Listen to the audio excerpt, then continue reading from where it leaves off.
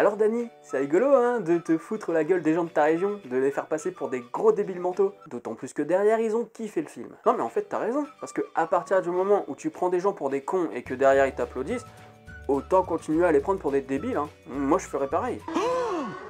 Salut à toi cinéphile de l'extrême et bienvenue pour cette nouvelle critique à l'arrache où je vais te parler de La Ch'tite Famille, réalisée par Danny Boone, avec Lynn Renault qui joue, mais non, elle joue pas en fait, elle est juste pathétique, c'est triste à voir. Il y a aussi Pierre Richard qui est juste incroyablement triste à voir. L'histoire, c'est celle de Valentin, incarné par Danny Boone, qui est un petit designer parisien, autant dire le must du design du meuble, tu vois, genre c'est un architecte du meuble. Hein. Les trucs où tu peux pas t'asseoir, mais ça fait beau dans ta maison, et puis tu dis je vais quand même les acheter parce que tout le monde les achète et que moi j'ai du fric à dépenser. Les sphères parisiennes, tu vois. Et donc Valentin se retrouve à avoir un accident. Et cet accident va lui faire perdre la mémoire. Donc il va avoir 17 ans.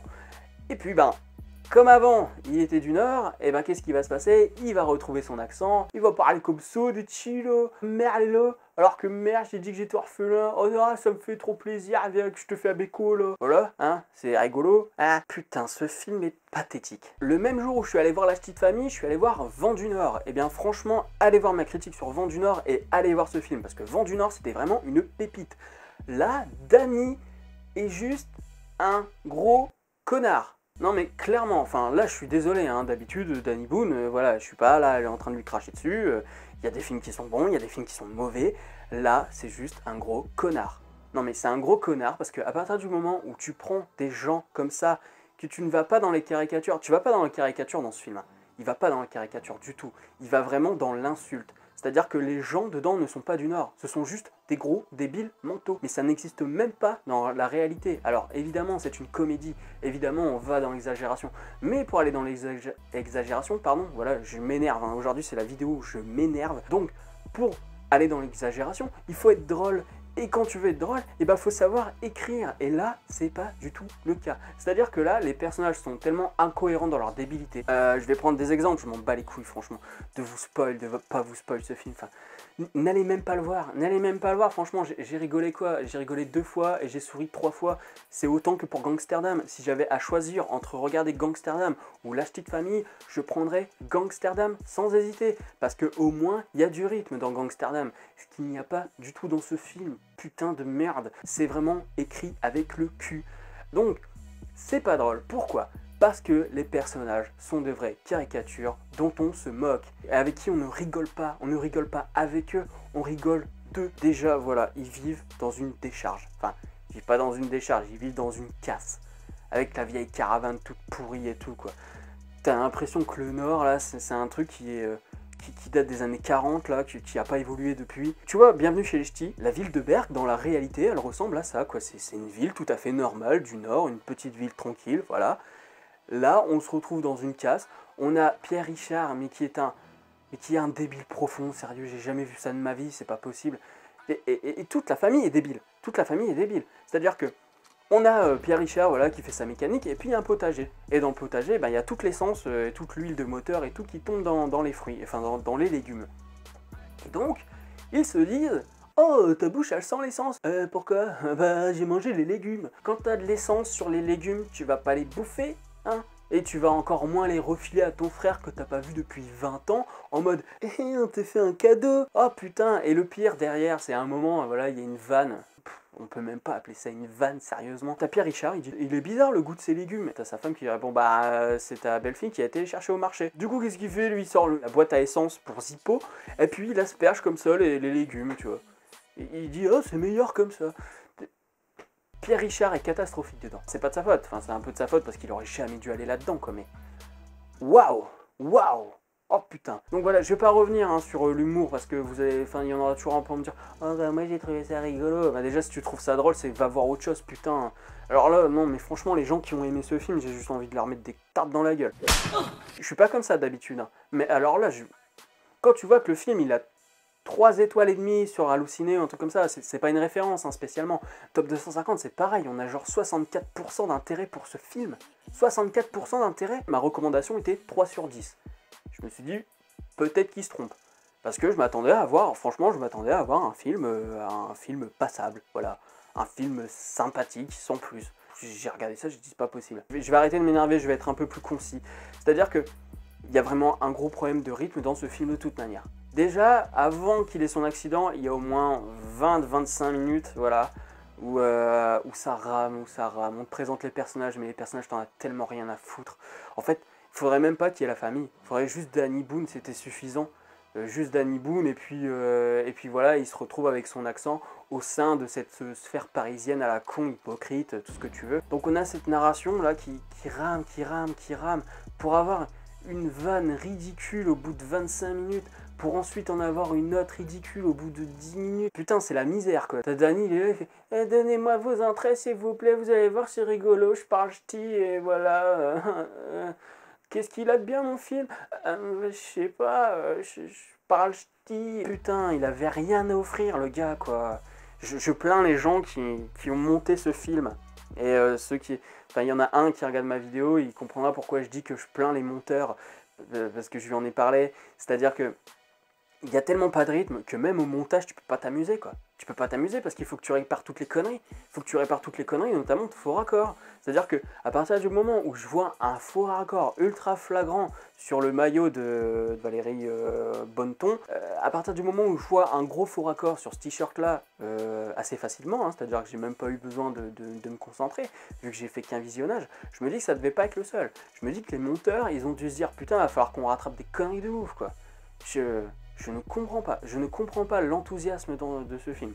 Heureusement, je suis allé assez tardivement, c'est-à-dire que, je sais pas, on doit être à la 3e semaine d'exploitation, donc il n'y avait pas trop de monde dans la salle, donc ça rigolait pas spécialement à foison, ça m'a rassuré, parce que quand j'étais allé voir les Tuches 2, j'ai remarqué que tout le monde riait dans la salle, et j'étais allé voir le jour J, chose qu'il ne faut jamais faire avec une comédie française quand tu es dans le Nord-Pas-de-Calais et que ça s'adresse principalement à nous, parce que alors là les gens ils rigolent pour tout et n'importe quoi, c'est affligeant. Et là, c'est le film du malaise. La scène à la fin là, de Pierre Richard qui te chante que je t'aime en ch'ti avec le côté karaoké là, et qu'à la fin il y a mon ami Johnny. Alors ok, il a fait un hommage à Johnny parce que Danny c'est son pote et tout, mais oh putain c'est triste. Ça fait pitié, mais pitié d'une force quoi. Non, non, mais non, non, non, non, non, non. T'as Danny Boone là, il a foutu la tête dans son cul, il a pas su la retirer à cause de ses putains d'oreilles là, et il nous a chié ce film. Il nous a chié ce film qui est d'abord passé par sa bouche parce qu'il avait sa putain de tête dans son cul. Les guests, principalement de TF1, parce que c'est un film TF1 production. Putain, quand tu mets des guests, et au moins l'envie de faire quelque chose de drôle. Parce que là, c'est du niveau des guests dans Ghostbusters 2016. Hein. Donc, il y a du level là. En termes de guests qui sert strictement à rien, on est là. Déjà, il y a Cad qui dit juste bonjour, voilà, parce que oh, il a fait Bienvenue chez les Ch'tis avec lui, super chondriaque, c'est un copain, machin. Après, tu vois Arthur. Qu'est-ce que tu viens foutre là, toi, connard Mais, ce qui est encore plus problématique dans cette scène, c'est que t'as des guests, mais que la ministre de la Culture, je crois, eh ben c'est Claudia Tagbo. Voilà. Donc, c'est-à-dire que t'as que des guests, et après les gens autour, tu les connais pas, et un personnage qui est censé être reconnu par le monde entier, c'est une actrice.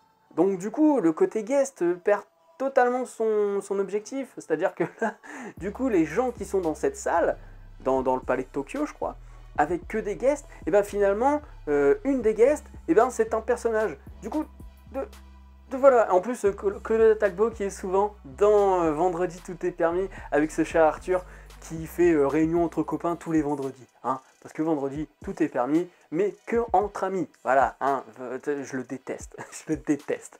C'est vraiment une sombre merde, ce mec. Une sombre merde dans une merde, c'est cohérent. Il y a un truc que j'ai trouvé drôle, c'est la mobilette. C'est le fait que Danny, il ait pété sa mobilette quand il avait 17 ans, et du coup il fait ma mobilette, c'est tout. Et après, il y a un pathos.